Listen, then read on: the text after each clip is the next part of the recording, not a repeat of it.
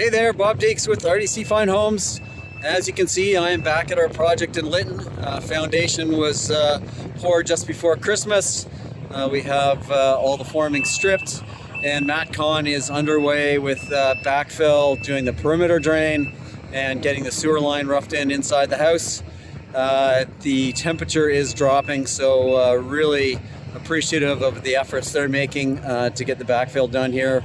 I think tomorrow it is supposed to go to minus 29.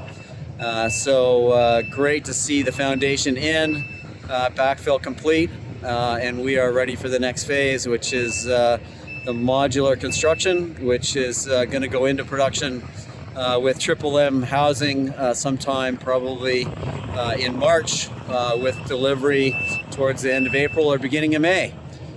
So that's all for now. Stay tuned for some further updates further down the road here.